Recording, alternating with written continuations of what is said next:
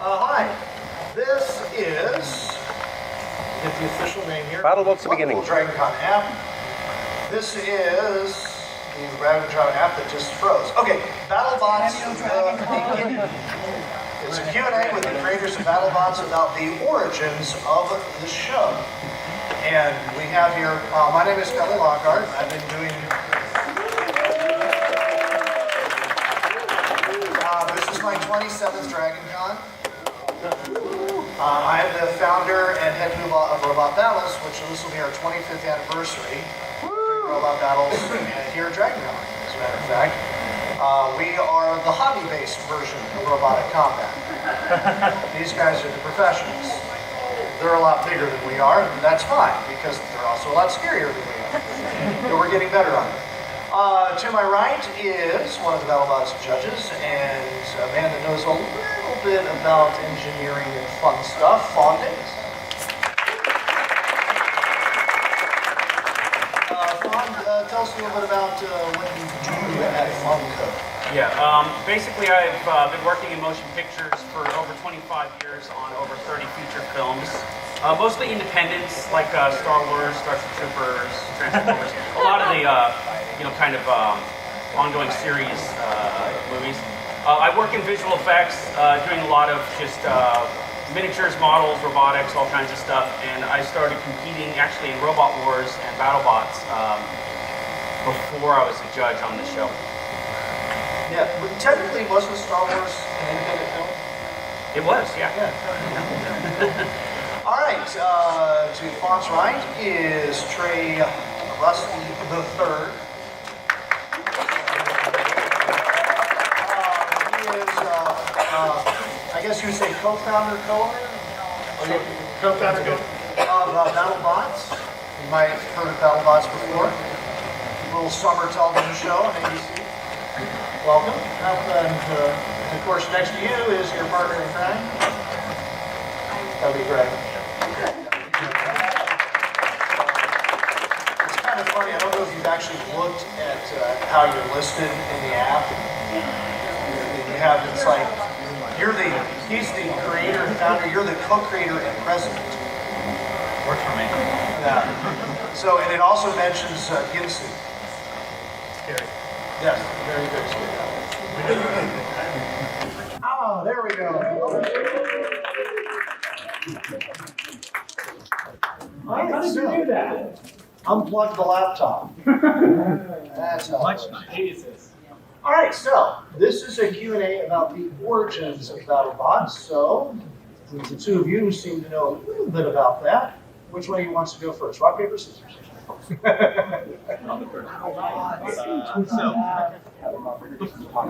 talk about the origin of BattleBots, you really have to talk about Robot Wars. And so back in, actually before Robot Wars, there was of course Dragon Con, there was Critter Crunch, there was all the stuff you were doing, there was Survival Research Laboratories.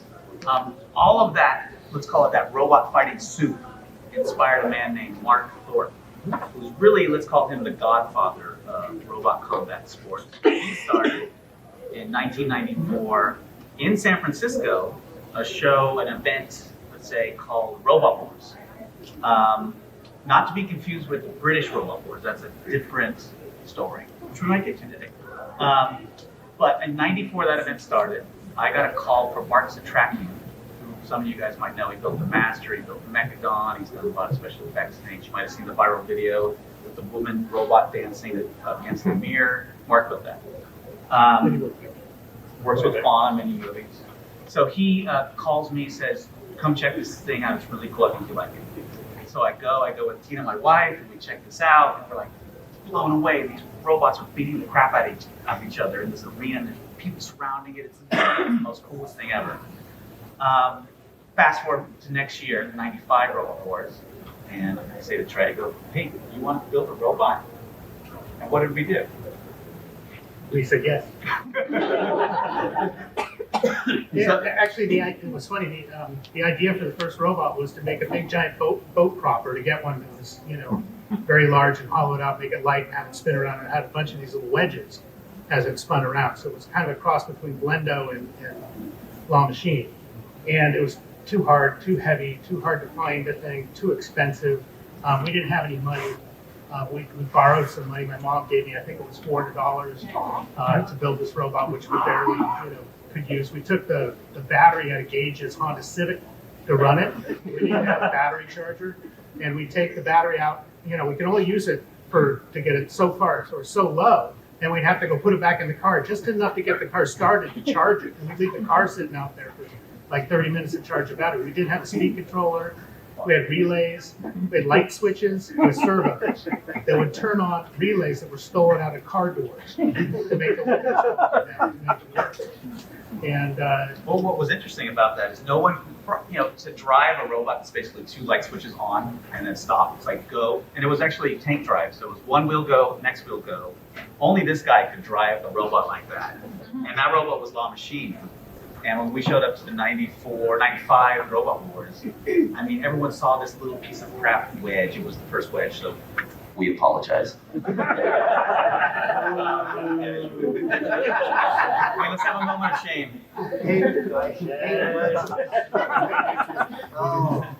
But They're effective, but they're boring. they're boring. But La Machine wasn't boring. La Machine, because Trey drove the crap out of it. It was pretty damn exciting, and we would beat the other. We had no idea we were going to do this well. We thought we were going to get our asses kicked. We saw a robot from UC Berkeley at a 3 motor. It had a whole array of motors on it. We're like, oh, these guys are kicking our you butts. remember back then there was Thor. It was all hydraulic, chilling robotics. It would crush everything it hit. We were also a middleweight robot. We had wagon wheels, little Red Rider wagons, and those were the wheels for our robot. We pulled them off a wagon and put a sprocket on there and actually put it in the thing. So it had very little traction. And so once you got under another robot, it didn't move very fast. So you had to use that inertia. So you had to back up as far as you could and then take a running start to run into somebody. And the crowd ended up loving that. They thought that was huge. And we were 80 pounds. And so we pretty much cleaned house on our middleweight competitors. So everybody was beat within seconds. And then we did the rumble and we piled everybody up in the corner. So now the crowd was just loving this little stupid looking wedge. They were literally chanting La Machine. It was at the final heavyweight rumble. The crowd was looking for La Machine to go back in. Greg was sitting in the audience, and then Tina and stuff over there. Mark comes up to me. Mark Thorpe comes up and he goes, "Hey, your robot's going to get destroyed. Thor's going to crush it. Master's in there and everything else." And he goes, "If you want to put it in, it's okay because the crowd's chanting it." And I said, "Yeah, it still works. Get the battery out of Gage's car." And we put it in that melee, and it ended up winning. And it was kind of a weird thing, but obviously we were hooked at that point. It was, I was fresh out of college. Greg and I were both kind of fresh out of college. We were looking for something to do. We were starting to actually get into the internet back then. This was '95, before anybody even knew about the internet. And we started marketing that and doing advertising for that. But we were hooked, so we just fell in love with Mark Thorpe. We became very close, and it was all about making Robot Wars. We did everything we could. The UK guys, it was that one guy, Stephen Carsey, I think it was, from the UK Mentor Films that showed up at the event. He came and filmed us and then invited us back to the UK. And we worked with him to create the best Robot Wars in the UK that we could. So, there was a lot of events that happened in the UK to sell it to the BBC. There was this Robot Maze, there was, we played soccer. Soccer was a highlight. Battling was at the end. So one of the games was Robot Soccer, and so we took the robots, and they did have a couple of house robots back then, and then they had us, and Mark Strachan was there, and who else was there? The Thor guys. The Thor guys were there from the U.S., and so they put a soccer ball in the middle of this kind of soccer arena, and they set up this net, and they say, "Okay, go out and play soccer." And of course, La Machine is real quick. It's faster than the other robots, so we got the ball in the net, no problem. And then they asked me to go sit out. They go, "Okay, now since you got the first goal, you go sit off to the side." Well, the robot's just sitting there on the side. It's still on. It's still working. And so they start fighting for the second goal. And, you know, I'm kind of like, okay, this is stupid. So I go back in, I just go in, and I start taking all the robots into the net. And at the end, I've got all the robots piled in the net, and at the end I knock the ball in. And by now the robots are trying to fall to get out. And this giant soccer net is starting to fall over. And so I push the last ball into the net, turn around, and just as the net comes down, the machine comes out and traps everybody in the net. So all the robots have that. I turn around, I push the net, and then I go and do that little dance. And the two BBC executives who are there observing the show, wondering if they're actually going to buy this and put it on TV, suddenly go like, look at each other like this. So, hence, you know, the Robot Wars BBC took off. That was picked up, and then the Dark Times. We actually had Mark Thorpe here in 94, 95. He had a co-MC Robot Battles. So he really is an interesting guy. Yeah. He had a lot of fun. The thing about Mark was he just loved robots. He couldn't get him out of the pits. He just wanted to talk to every builder. He wanted to just look at everything. It was really kind of funny. It was like, Mark, we're kind of like doing something. One more minute. What was so great about Mark is that he loves robots. He loves a great show. Oh, yeah. He loves entertainment. He loves spectacle. He loves sculpture. He loves art. He's a true artist. So that's what we learned, I think, the most from him is when it finally came time to do BattleBots, it's like, we got to take a page from Mark's philosophy, and that's just like make it into a spectacle, make it into a show, make it big. And so we went and we freaking BattleBots, this 20-ton arena with 48 by 48 with giant walls, and had the saw blades coming out of the center of it. We just went as big as we could. About the show. We had make it a big show. Hey, here's the question. Who came up with the name BattleBots? So we had a phone call. And Colleen, who's sitting right there, says, "What about battle droids?" And that was when Star Wars 1 was going to come out. And we're thinking, wait, no, we can't do that. And then I think it was you or I said, "What about BattleBots?" And then that was the name of it. So we had a three-way call between Trey, Colleen, and I.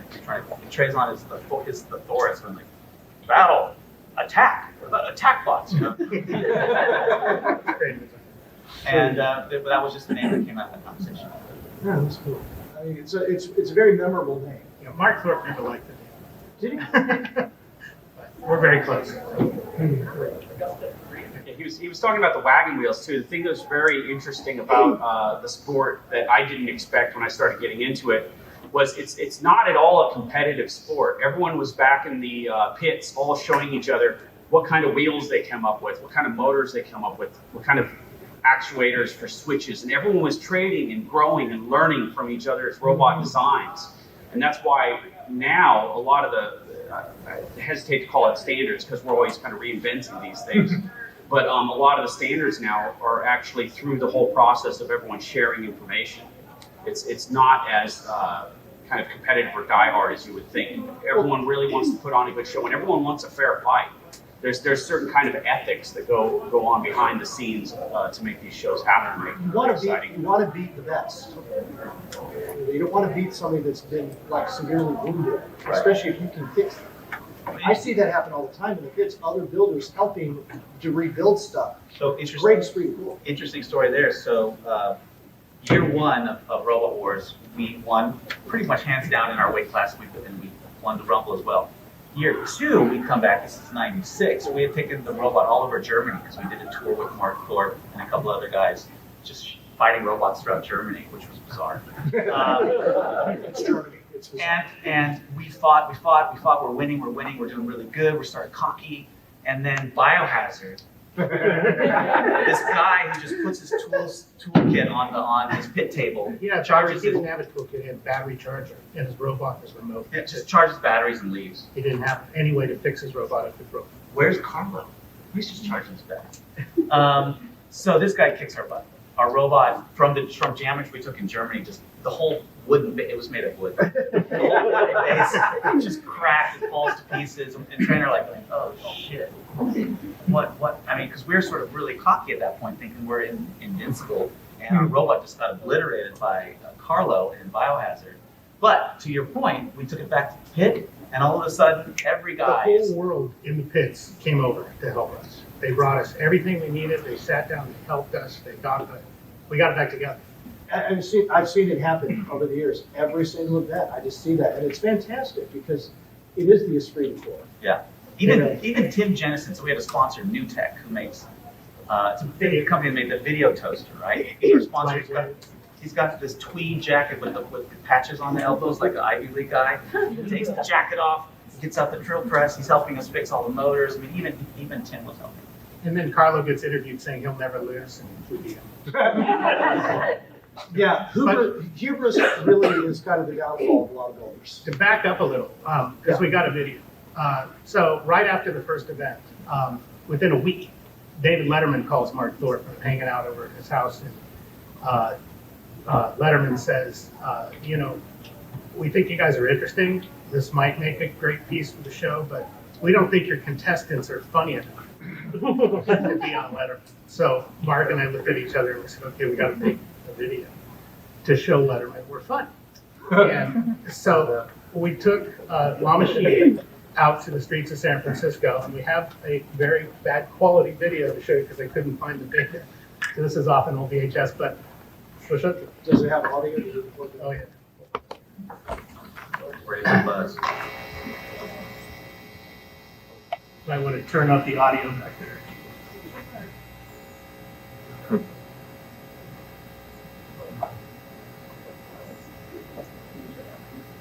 You got the audio up? These are scenes from that old that's the Lego getting it out, snipped out of the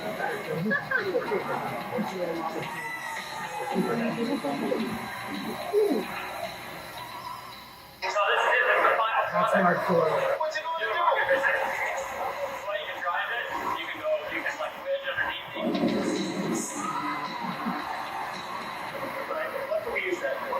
We're going to sell it. Possibly the airport, moving that around so you don't have personnel running underneath the plane.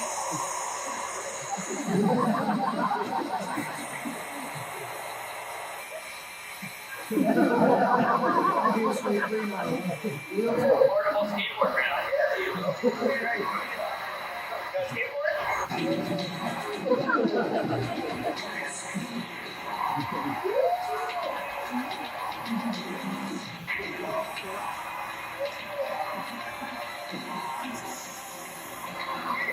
I think walk over the hill. That's good. Excellent.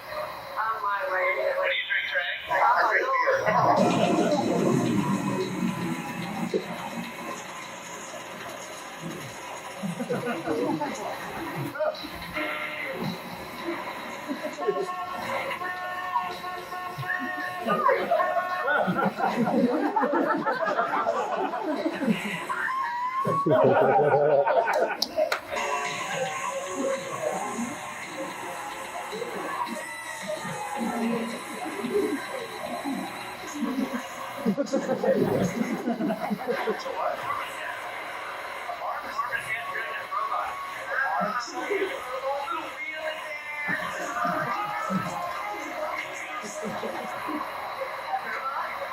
This really wasn't something.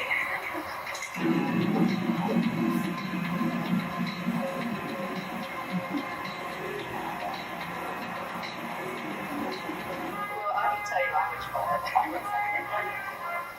Why not? You go half of it. I don't think like There's a customer.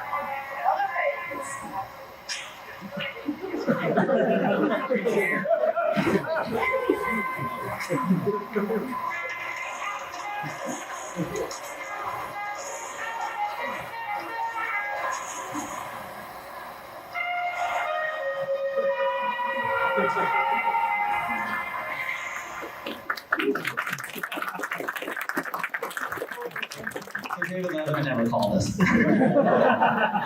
And who was the very frustrated woman at the toll booth? Nice screen, by the way.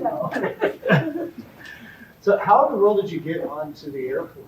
I mean, it's like obviously pre 9/11 days. So we're dragging the robot around. So I'll jump ahead again, and I'll jump backwards. That's fine. So we go to London and do the first Robot Wars, this thing I just told you about earlier. And so we decided to do the same thing. So you know those guards that don't move? The guys, they move. Right before we got arrested. we did Abbey Road over there, we did the whole thing and took the road. It was hysterical. So we have all this footage. It's crazy. Well, we're sitting there at the Southwest booth at the Oakland airport, and it's pre 9/11. And Trey just walks right up to the woman who's giving people tickets and dealing with luggage. He goes, "Can we go down to the tarmac and put our robot under the wheel of an airplane?" The airplane because it's a wedge. It looks like the shortstop. But he's like, okay. We did. Yeah, that's Southwest for you. It was funny because they weren't delaying the flight, right? So everybody just went, the doors closed, everything was pulled back, and you see all these people out there, and here's this robot underneath there, and you just imagine what they're thinking. The pilot must be doing up there going, oh my God, what's going on? Everybody at the departure lounge going, hey, I don't want to get on that flight. Once in a lifetime, if they saw that today. Oh, yeah. And so Letterman never called that? No, You can only do that once. No, yeah, really. And then you, Still didn't think they're funny. then you mentioned, as you referred to it, The dark area. So, robot, and there's a book about this. It's called Gearhead, written by Brad Stone. Yeah. And Mark Thorpe was sued by his financial partner, he's like Baltimore, you can't say his name. But it was Steve Plotner. Profile. It was bad. It was really ugly. It was very ugly. Plotnicki actually, threatened to sue and did actually sue some of the competitors, and none of us could. Competitors. So Robot Wars was shut down by this lawsuit was happening, and competitors were trying to start little events. Gary Peeney tried, Carlo Bertocchini tried, and Plotnicki would just shut them down. So it was super ugly. Trey was trying to help Mark with the lawsuit. After 2 years of fighting and it kept just sort of dragging out and keep dragging out, we had just sort of a bunch of friends come over and fight robots under the freeway. That's what we would do in let's call it the off season during these dark days. We couldn't fight at Robot Wars anymore, so we go to Hamilton Air Force Base and we fight robots there. We go into the freeway in Novato. Robot Street Fighter. It was. I didn't like Gary Hicks. He trashed me. Oh, well, He sorry. did. He interviewed me and then like just totally trashed me. It was like, what the hell? Bastard. But Anyway, it was, yeah, we really stayed under the radar during that time because we just didn't want to have anything to do with it because we predated everybody. right. And that was one of the key arguments he was trying to use is that he invented robotic combat. It's like, who?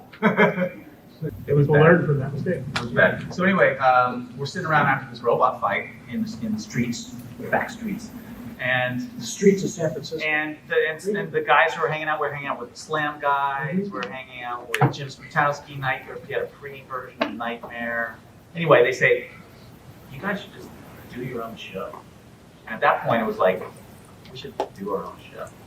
So we called up Trey's alma mater, Long Beach State, down in Long Beach, California.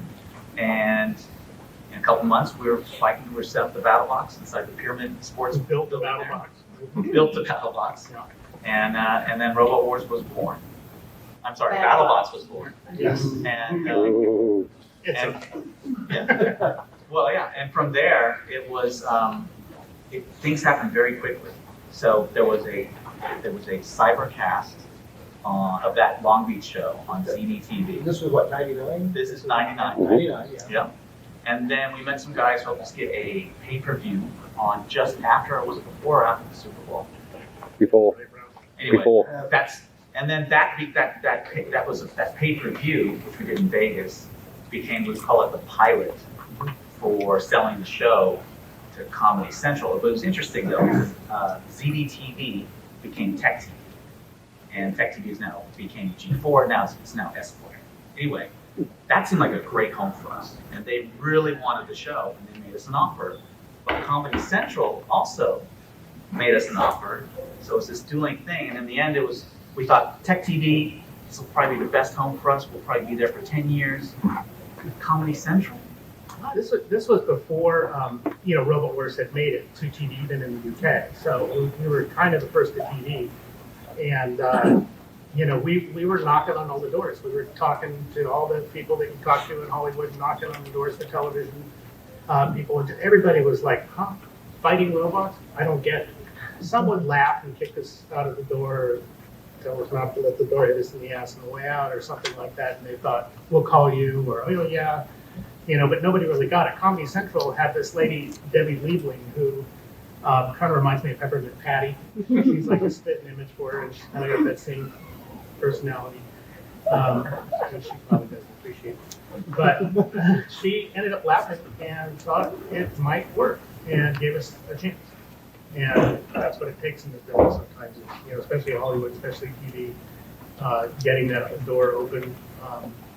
And we ended up doing 93 episodes with Comedy Central, which was It worked out good. It came down to a choice where Tech TV had like 10 million households, and Comedy Central had 80 million households. And so it was like, Figure out. Comedy Central. It wasn't, we had to give up a little bit to go on Comedy Central, so we needed to add this comic element to it, which wasn't really what we wanted to do, and it ended up being something we really didn't like from the beginning. We didn't realize we'd take it as far as we did, or allow it to go as far as we did. They wanted to go a lot farther. We had to stop them in many ways. There's a lot of stuff that ended up hitting the floor. We had to fight tooth and nail to get it out, out of the show, because it wasn't what we wanted. Come season 4 and 5, we were kind of very frustrated with Comedy Central, and we didn't fight as much. We said, okay, let that be, or whatever. And it was never really the right home. They did make us famous. God bless Comedy Central for letting us, be the wholesome show that we have been and started there. They did let us hold the fights real. They let us hold all that 100%, the way it should be.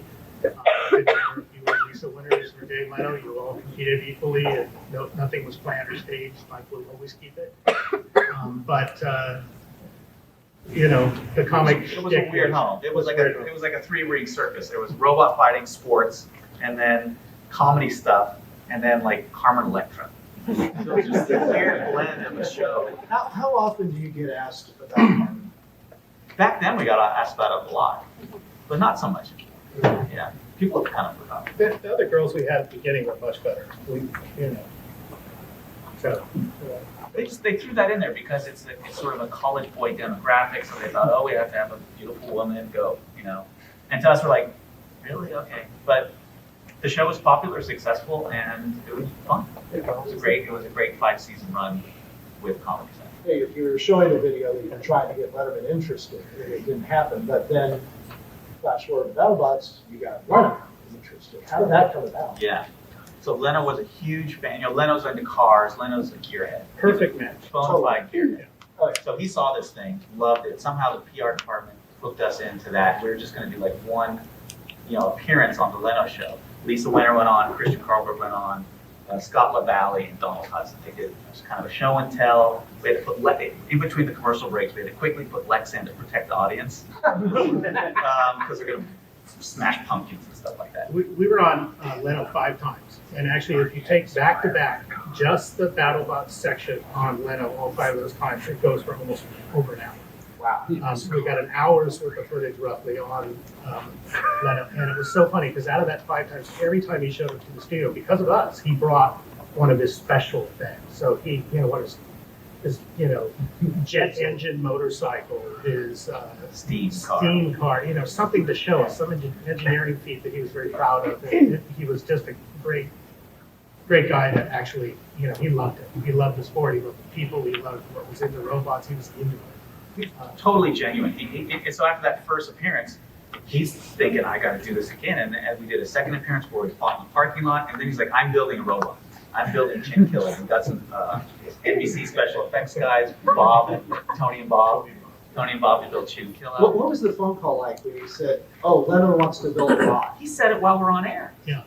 He announced it. It was a surprise to us. He decided I'm going to build a robot. I'm going to be You in had no Vegas. advance notice? I thought y'all knew. No. Oh, wow. You want to do what, Jay? We're like, bring it on. Bring it on, yeah. So Chin Killer was born. He came to Vegas. We did an exhibition match with La Machine, Chin Killer, and the guys from the Man Show, Jimmy Kimmel and Adam Carolla. That was a lot of fun. That was interesting.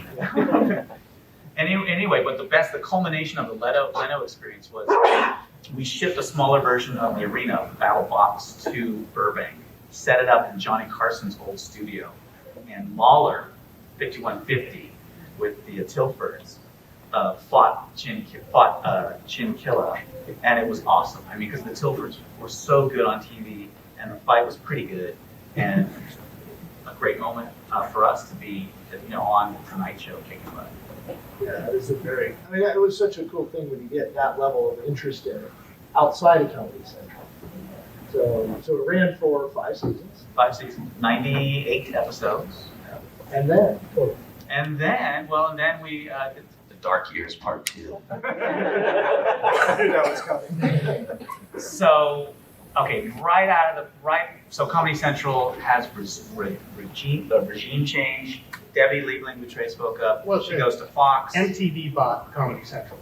That was the real bottom line. So everybody that we worked with left. MTV decided they were going to bring Comedy Central back to its roots. They told us that comedy sports show wasn't part of their forte. That was like the heyday of reality shows, like these cheap one-camera reality shows. It's super cheap to make. You don't have to erect a 20-ton arena.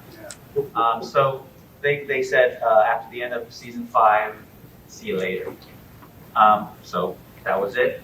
So after that, we immediately hooked up with a sort of a cavalcade of executive producers and agents, and production companies, and over a course of 13 years, we've been hooked up with a guy who did the first American Gladiators and American Idol. We hooked up with Mark Burnett. We hooked up with Fox. And believe it or not, we hooked up with James frickin' Cameron. And so at one point... Who, by the way, BattleBots is the only show James Cameron watches. He does not watch TV, and he would watch BattleBots. When we first met him, he's like, "You guys are the only show I watch. Don't tell me about it." so you didn't hear that. We're pitching networks with James Cameron. He goes, "Look, if I didn't get the film, I would be a BattleBot builder. I would be building robots. I love this thing. It's awesome." And he might be coming back. Maybe. My favorite moment, though, with James Cameron is he pins Trey and I into a corner after a meeting. And he goes, "I'm going to be part of the show. It's going to be cool." Oh, okay. Yes, sir.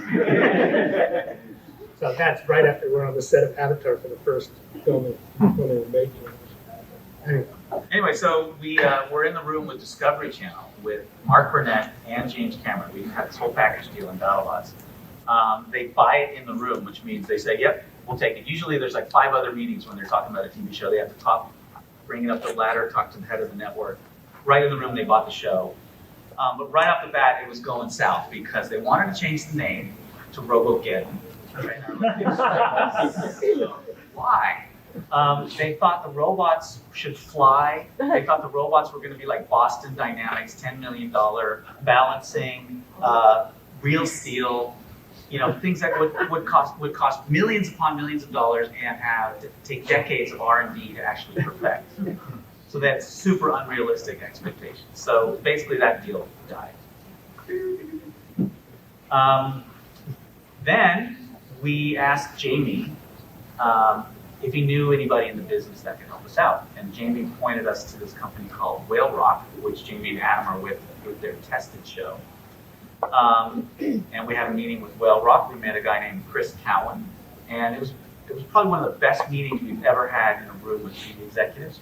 We actually sat down and Chris was on board with it being a sport. He was on board with all the things we didn't like about the Comedy Central show, all the things we wanted to do to make it real, authentic, real robot sports.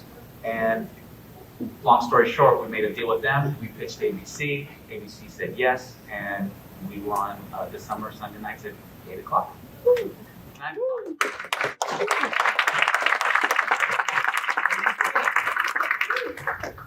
A lot of people that aren't familiar with how it works, they tuned in to BattleBots, they see these bots and there's a bracket and everything.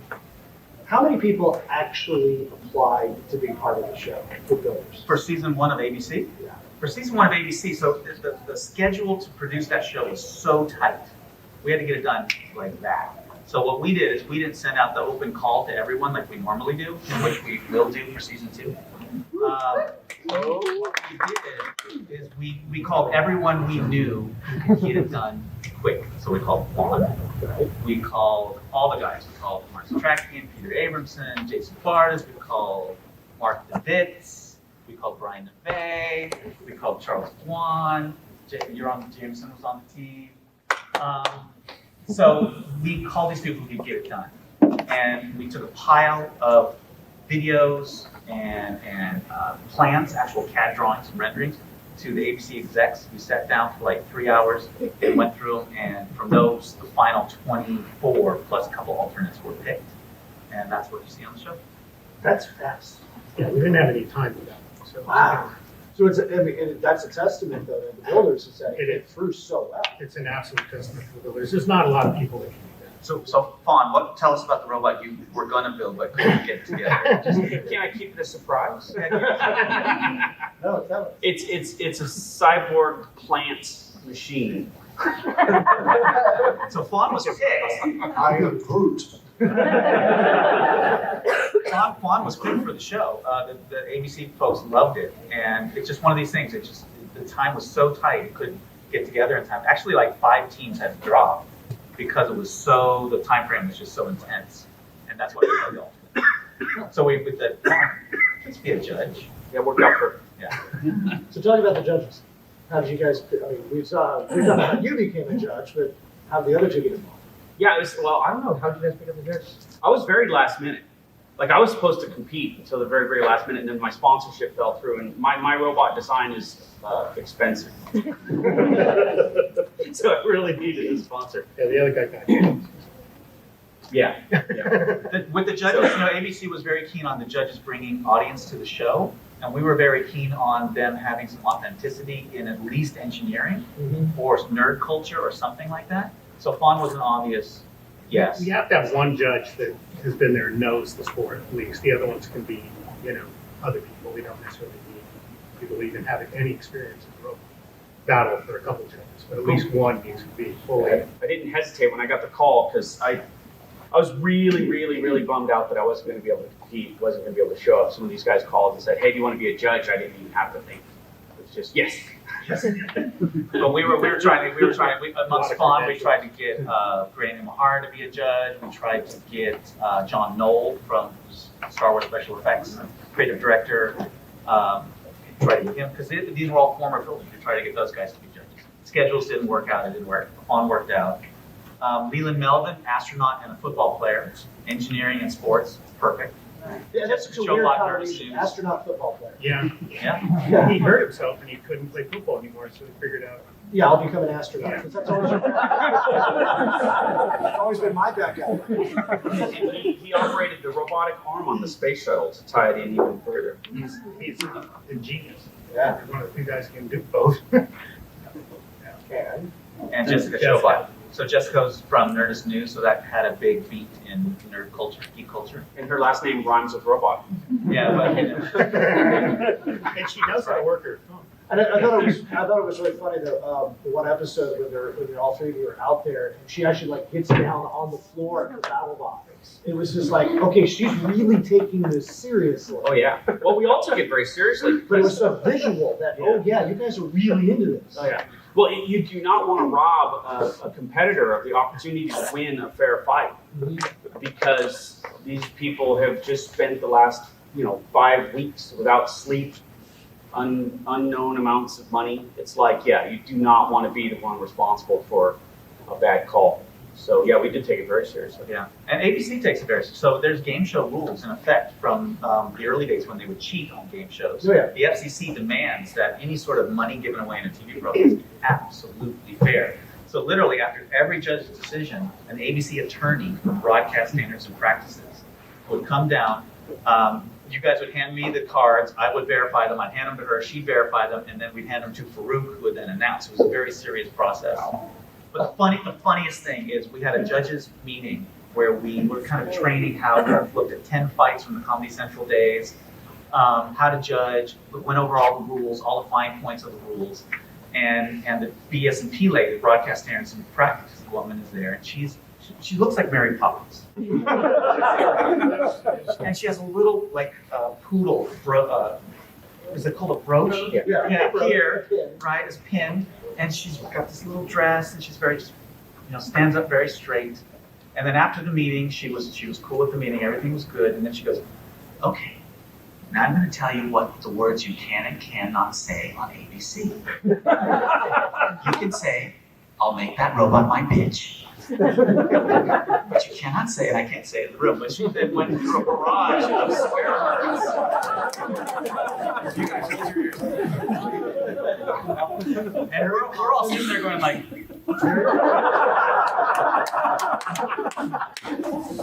So you're saying Mary Poppins cusses like a sailor? Yeah, works for ABC. That works for ABC. That's got to be a strange job to know what can't be said. Yeah. hence the poodle brooch. All fear the poodle. Well, that brings us up to date. This is about the past, the history, but everybody wants to know what's next. Well, what's next is season 2. I can officially say it's not official yet, but there's talks going on that it's probably going to We've happen. been offered 10 episodes by ABC. And that's where we're at right now. So they've offered to do season 2 with 10 episodes. Yeah. So it's not official, but it probably will happen. Unless I screw it up.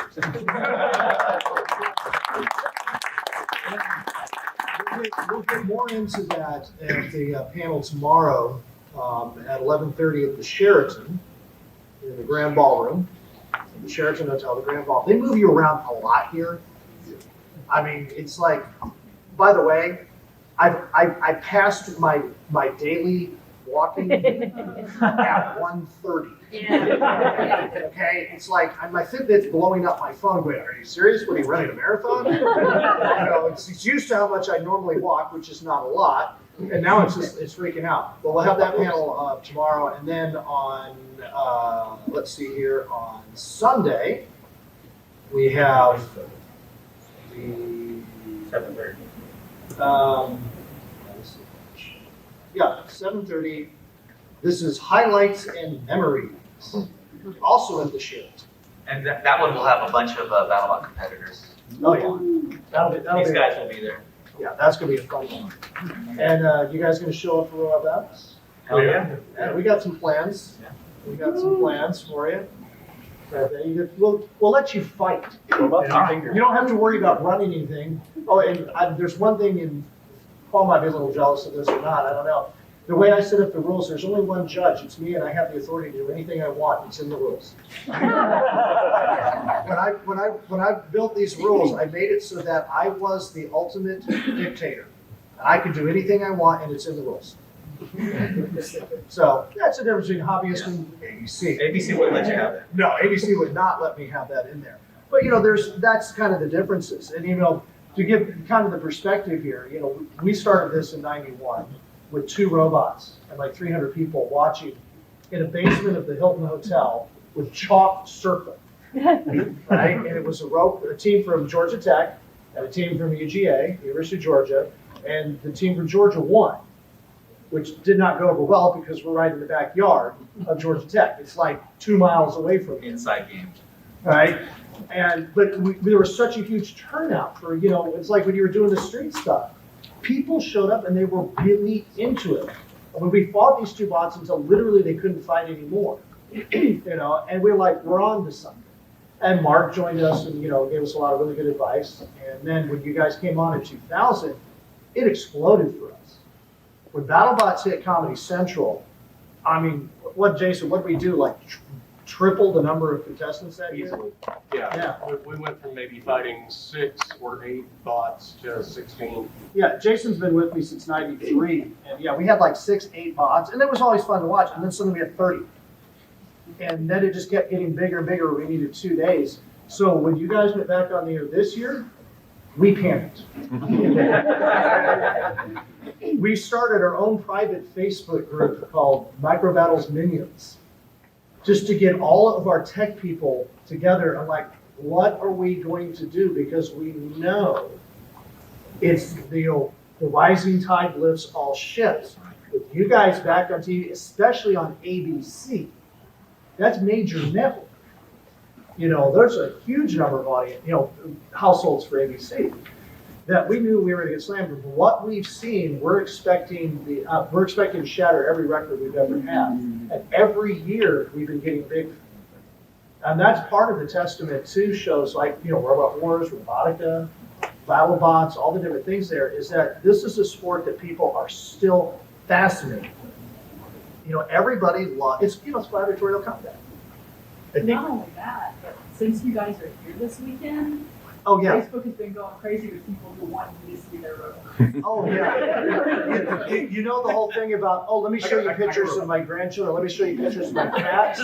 Your guys gonna go, let me show you my bot. It is my favorite part. It really is, to see the robots. You need to get like a scepter or something to like bless the bots or something. It's funny because I think Robot Wars started with 8 robots? Yeah, it was not. So it was 8 robots back in '94, and then it jumped to like 18 or something the second year. It wasn't much. Yep. And then by the time BattleBots started, we were 40. Yeah. Right? Or Long something Beach like was that. something like 40. And then by 97. season 5, we had about 600 that applied, and almost 500 showed up Yeah.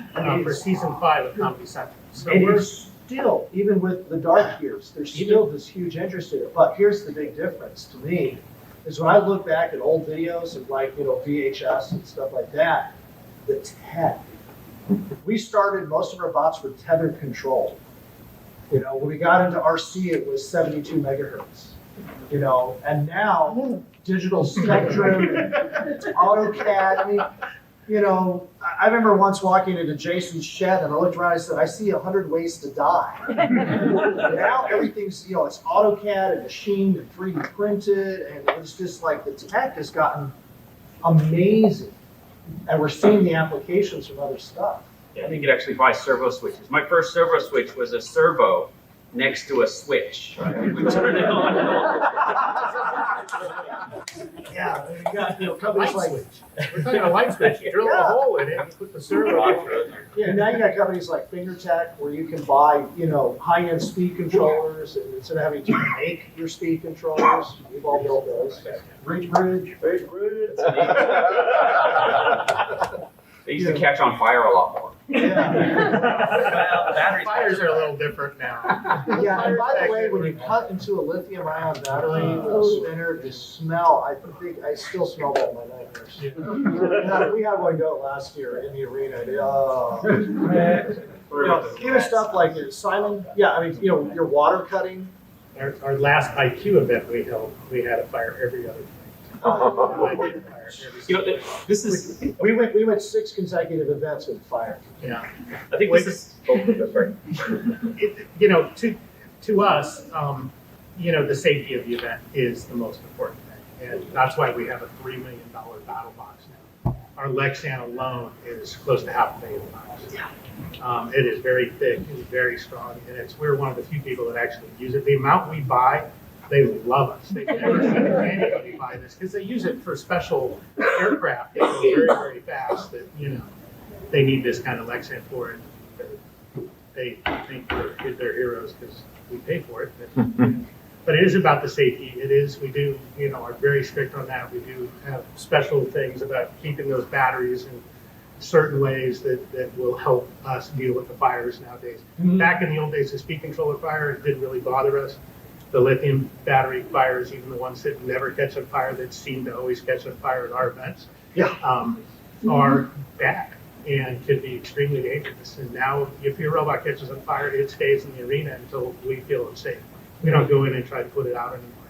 And we have special evacuation things. We have these little metal units now we push in that suck the toxic smoke out and put it, up into our ceiling with our ceiling vents that we have up there. And forget how many CFMs are 4,000 cubic feet, I guess, a second, a minute, or something like that. And it sucks up each one of those, and there's 4 of those. But it is about the safety for us, and we've always evolved. We've now got an arena that is super, super safe. It's way over, it takes on. I mean, these guys were sitting there at the glass, and Jessica was a little nervous, and Fawn was just sitting there. And let's just face it, The BattleBots is cool as hell. It looks so great. First time I saw it, I was just like, oh, it's so pretty. I mean, it was. It was just gorgeous. And what were you telling me, Greg, that it looks bigger because it's in a smaller room now? Yeah. What was that you were telling me the trick? Yeah. And so I mean, it even looks bigger, though it's the same size. Yeah. It's just, yeah. The place we just rented for this last show was much smaller than the old Treasure Island place, which was massive and had these huge ceilings. So the box actually looked bigger on TV. My favorite story about the BattleBots though is so Chris and Kenny, right? These sports guys from ESPN. They got hired. ABC likes them. They're going to be on this show for ABC. They're sitting by right here's the glass, and they're calling the shots. And Tombstone tears apart Counter Revolution, and a 3-pound chunk of Counter Revolution goes like. And Chris, and I'm standing right there. Chris looks at me and goes, "Greg, I love your show. I don't love it that much." I mean, he thought he was going to die, but no, he's cool. Glass is like this thick. Yeah, the Lexan takes a beating. And of course, the Robot Battles event Sunday morning at the Hyatt International Ballroom starts at 10-ish. And Monday in the Regency Ballroom at the Hyatt, it starts at 11:30-ish. And the way we break it up, we have the 1 and 3 pounders. We have 2 arenas for that. These are the smaller arenas because they're smaller bots, but they're just as lethal. Don't kid yourself, a 3-pound bot can be incredibly destructive. So it's pretty amazing. And then on Monday, we do the 12 and 30-pound sumo style on an open stage. Yeah, we're safety Nazis too. Because that brings a whole new level of it. But it is, I mean, it's the classic sumo wrestling. It's just with robots. With robots. Hey, so a quick shout out to Andrew Norton, who's over there. So it's 1999, and we're setting up the BattleBots for the very first time in Long Beach, California. This is going to be the very first thing we've ever done with BattleBots. We have no idea if it's going to work. And out of nowhere, The arena had never been put together before. It had never been fully assembled. It was still being, All being welded. we were sitting there. We didn't have employees that were people who could help put it together. It was basically Andrew, me, and Pete. Greg would kind of look down there every so often and say, "Good job, guys." But go on. Andrew was a big help in. but out of nowhere, he just comes and says, "Can I help?" I'm like, yes. Oh, With a rat on his shoulder. I love this. All right, so if you want to see these guys again, the next panel is 11:30 tomorrow, Sheraton Grand Ballroom, 8 through F. We'll be talking about this season. We'll go into details on each episode, the fights and that thing. So we'll get like a real breakdown of this season because everybody's got a ton of questions on that one. And I don't know what you have. What is your next so far? I've got one this afternoon at 4 o'clock on miniatures and motion pictures. And then I'll be doing 3D printing in motion pictures on Sunday as well. Okay. We got some cool videos we'll show in those.